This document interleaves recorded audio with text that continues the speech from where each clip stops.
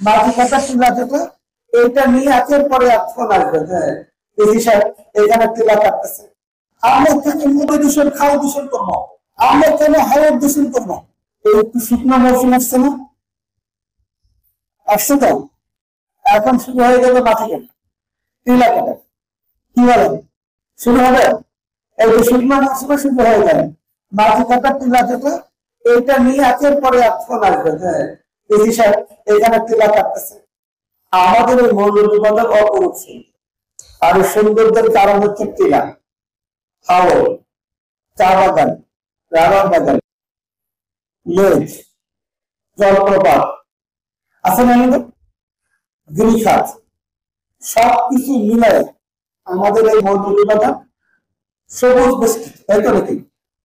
সবুজ এবং এটা সৌন্দর্য আমাদের সারা পৃথিবীর মানুষ সেখানে আসে, প্রচুর পরিমাণে পর্যটক আসতেছে তাই আমাদের সৌন্দর্যকে উপভোগ করা।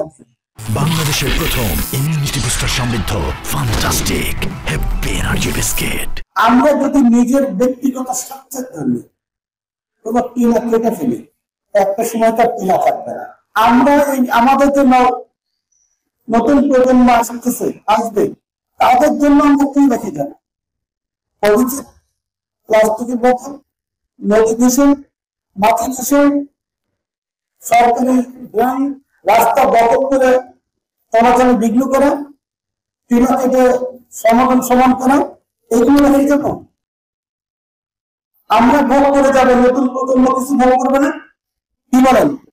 তাদেরকে ভোগ করে অধিকার নেই, তাদের অধিকার আমরা কেন সিনাই নিচ্ছি? তাদের তো অধিকার আছে, আমরা যে মুক্ত বাতাসে নিঃশ্বাস নিচ্ছি, তাদের অধিকার নেই। তাহলে আমরা কেন মাটি কাটবো? আমরা কেন সরকারি ড্রেন দখল করে নেব, সরকারি রাস্তা দখল করে নেব? আমরা কেন নদী দূষণ, খাওয়া দূষণ করবো? আমরা কেন হাওয়ার দূষণ করবো? আমরা কেন বন মিলিয়ে কাজ করে আমরা বন উন্নয়ন করে ফেলবো? তাই না? নতুন প্রজন্মের অধিকার নেই, তাদের কাছে আমাদের জবাব দিতে নেই, তারা দিতে নেই। যদি আমাদের জবাব দিতে থাকবো তাহলে এই কাজগুলো আমরা কেন করতেছি? লোকগুলো যারা এর সাথে জড়িত তাদেরকে বোঝাইতে হবে, আইনের আওতায় নিয়ে আসতে হবে।